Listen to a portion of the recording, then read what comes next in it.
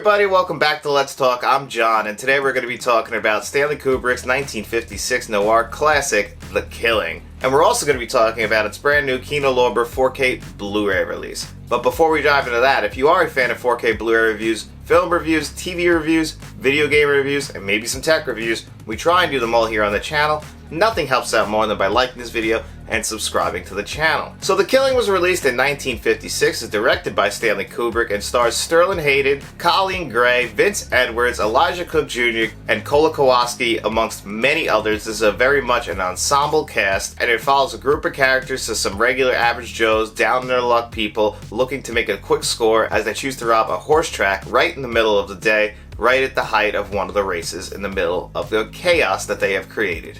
And this is actually a Stanley Kubrick film that I had never seen before. Now, I'm a huge Stanley Kubrick fan. I have seen pretty much all his films except for this one, I believe, and his first film. So I was really excited to finally get around to this. This is a film that I heard was pretty good. It's not one of Stanley Kubrick's best. It never ranks in his top 5 films of all time. But if you're Stanley Kubrick, your top 5 films of all time are probably 5 of the greatest films of all time, or at least somewhere up there. And The Killing really could be made an argument as being one of the better film noirs of all time. Now, it is very much of its time. This movie did come out in 1956, and the dialogue, which you do have to get used to, does kind of feel like very much 1956 dialogue. You like money.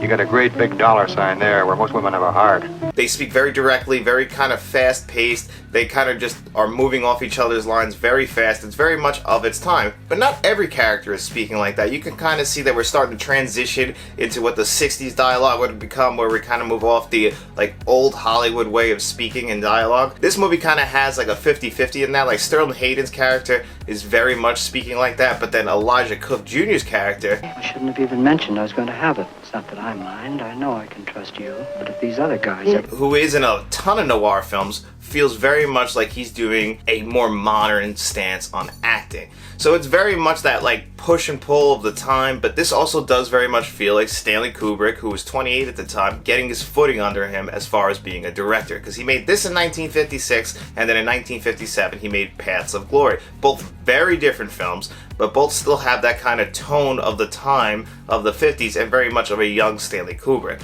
I don't think Stanley Kubrick kind of shifted into the more Stanley Kubricks of like 2001: A Space Odyssey, A Clockwork Orange, Full Metal Jacket Stanley Kubrick, I believe right after he made Spartacus in 1960, which is actually the last film that he even ever shot any parts of in the United States, because this is the film in 1956 is the last one he ever shot in the States. He used a soundstage in Spartacus for some shots, but after that, that's it. He was doing all his productions in Europe and overseas. He stopped making films in the United States. So it's pretty weird that this and Paths of Glory kind of feel like very much of the time and very much of Stanley Kubrick at that time, whereas his other films feel very different than these. Because this film also does feature narration, and I mean very direct narration, very much something that if I had been making choices in the film I would have removed. But you also have to remember this is 1956, this is a mystery, it's a lot of twists and turns. It's also told non-linearly, which is very different for the time. You know, this clearly had an influence on filmmakers like Steven Soderbergh and Quentin Tarantino. There's even a scene in this, I mean, I'm gonna spoil this a little bit because it's from 1956, where everybody shoots each other almost at the exact same time, just like at the end of Reservoir Dogs, when they all shoot each other at the exact same time. It felt very much like that. And then the non-linear storytelling while doing a robbery, it feels like it very much inspired Steven Soderbergh's Ocean's trilogy of movies, and even Logan Lucky. So it does feel like this movie had a huge influence on future directors, and for the time, it really is a good movie. I had a great time watching this. It had some of the most beautiful shots, especially for the 1950s. You could see that Stanley Kubrick made this movie in certain shots, especially early in the movie. There's a shot that moves left to right, which I was just so impressed, because you don't really see that in 1950 movies much. Not all the time. It was very much like where they put the camera on the tripod, they set it still, they let people do their role, they let people deliver their dialogue, they didn't move the camera around much, but Stanley Kubrick is moving the camera around a lot in this film, and it really does show on screen. It does make this film stand out in the crowd. I really did enjoy the fact that he was doing that. He was trying to make a film that people were really going to enjoy, they were going to be enthralled in the story, and I was enthralled in this story from beginning to end. There are a lot of stuff in this movie that I can't believe they actually got away with in the 1950s. Now, there is some Joe Thompson did the dialogue in here, so there is some ways that they were able to get around at it, where they were doing some hinting at things rather than directly saying it, but you can read between the lines. It's not that hard to do. I guess they were trying to fool more people in the 1950s, but in 2022, it's not that hard to see what they were trying to say. But to have a scene where a man kills his wife in a movie in 1956 is very crazy, especially since that wife has been cheating on him throughout this entire movie and basically manipulating him so that she can get her way. Again, that is something that I felt very much ahead of its time. We're talking 1956. I can't stress that enough, how a 28-year-old Stanley Kubrick made this film. It was so good. I'm very glad that I bought this 4K of it, because I'm definitely going to be going back and re-watching this. It is something that, for Stanley Kubrick, it doesn't even feel like the rest of his movies. It's you know, it's got kind of that, like, it's moving at a quicker pace. It really does feel like you're just wrapped up in the story of it. It's not trying to tell you something. There's not really a deeper meaning to this movie like a lot of his movies are. It's not like an ambiguous kind of film. It's very much telling you the story. You get to watch it unfold. Yes, it's told non-linearly, but it's still a story that you could follow from beginning to end. You know, this is Stanley Kubrick feeling like, hey, I can make a very tight screenplay of a story. I can get it out there. People are going to be able to see this kind of movie, and they're going to be able to understand exactly what I'm trying to tell them. They don't have to do any deep thinking about it. It's just an entertaining crime movie at the very core of this film. But one thing I want to point out is the very end of this movie. So Sterling Hayward gets away with the money. He's the only guy who gets away with all the money, and he's got it all. It's about $2 million. He's about to get on a plane. He doesn't want to put his bag in with the rest of the luggage. He wants to carry it on the plane with him, but the luggage is just too big, so he's like, all right, fine, you can put it on the plane. And literally, as they're watching it, the luggage carrier, it makes one turn, the luggage falls all over the runway, it opens immediately, and the money's just flying through the air. He can't do nothing because they're looking for the guy who did this, and clearly they know the guy who robbed the track now, because there's $2 million just flying around the runway in the middle of the night. He's walking out of the airport, they're standing in front, they notice finally that, hey, the cops realize who you are, you better run.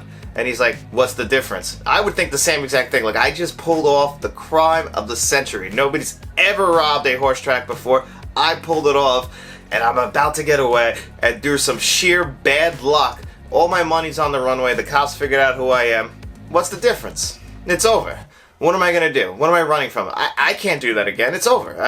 That's it. I had my one shot. It's gone. Might as well go to jail. I can completely get that. So the bad guy didn't get away in the end. You know what? Great way to wrap up the movie. If you're like me and you haven't seen The Killing yet, and it's something you've been trying to get off your bucket list, I can completely recommend it. It is a great film noir. It is not Stanley Kubrick's best film, but Stanley Kubrick has made some of the greatest films of all time, so it's not a shock that maybe something that would be in his bottom 10 is still a great noir film, and it's still something that is completely worth your time. It's only 85 minutes, I believe, so it's moving along at a pretty quick pace. There's no reason why you shouldn't see this film. It is really a good time. So now let's talk about its brand new Kino Lorber 4K Blu Ray release. I would say that Kino Lorber is probably the leader of the pack, keeping classic films alive. They release a lot of old films. Actually, in a couple weeks, we're going to be reviewing Paths of Glory, which came out the year after this, directed by Stanley Kubrick, and Kino Lorber is doing the restoration on that as well. And they do a lot of great movies that are keeping the memory of some classic films alive, and Kino Lorber does just such a good job with that, and this is no different. Now, this packaging is beautiful. I love the slipcover on this. Yes, it's the same design underneath, but this slipcover is beautiful. I really do love the design of this, and I also love the fact that it doesn't have the bar of 4K Ultra HD across the top. I like that they kept it just as a slipcover. That is something that we don't see very much, and I think that they did a great job with that on this. It's got Dolby Vision on it. It's got a DTS 2.0 stereo sound on it because it's a 1956 film. It doesn't have a Blu Ray disc or anything like that. It's just the one 4K disc in there. Now, visually, it's shot in black and white, and it is stunning. This is what Kino Lorber does best, I think, is they keep these, like what they did with Touch of Evil, and now this. They keep these old black and white films, they restore them, and they just come out looking gorgeous. Now, I know a lot of people don't enjoy black and white films. They make them feel old. I'm just telling you, like, this movie is so good looking, and the way they restored this film and the Dolby Vision, it really helps to add to the contrast, and it helps to add to that old black and white feel, but doesn't feel too old where I don't think you're gonna have a hard time getting into this film if that's something that you're worried about. I'm sure it has never looked better than it does right here. Yes, this is the first time I've seen the film,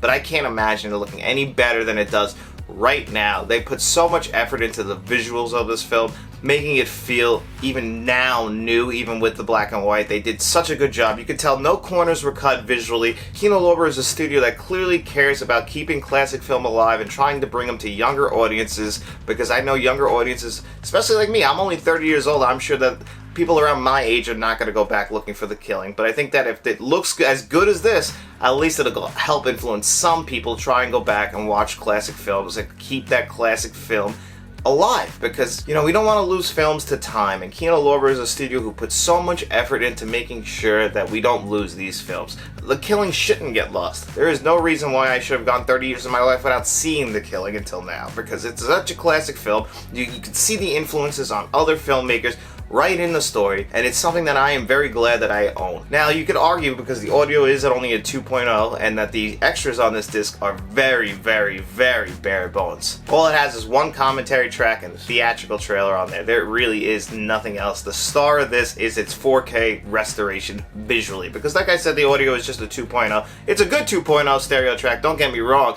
It is very clear. The score on this did definitely come through, but the star are the visuals. I can't stress to you enough, if you are looking to watch this film, I would definitely grab this, and I can understand why you might not want to maybe wait for a sale, because it is a little bit expensive, especially since you're only getting really just the film on this disc. You gotta understand the restoration process that went into recreating this film and bringing it to a modern audience and making it look beautiful and visually popping. It does take a lot. So yes, I am a huge fan of when they put a lot of extras in, maybe a making of documentary. Obviously it's an old film, or people looking back on it and talking about what this film inspired them. Yes, that could have all been done, and I would have appreciated it a lot more. But I am so glad that I own this film, and I'm so glad that I have it in my collection, and visually it's stunning for a 1956 film. I am not too upset about the fact that it's lacking extras, or it doesn't have a Dolby Atmos track, because it doesn't need a Dolby Atmos track at all, or anything like that. It doesn't even need a 5.1 track. It's an old film. I'm just glad that visually I could sit there and say, you know what, this is visually stunning. They did such a good job restoring it.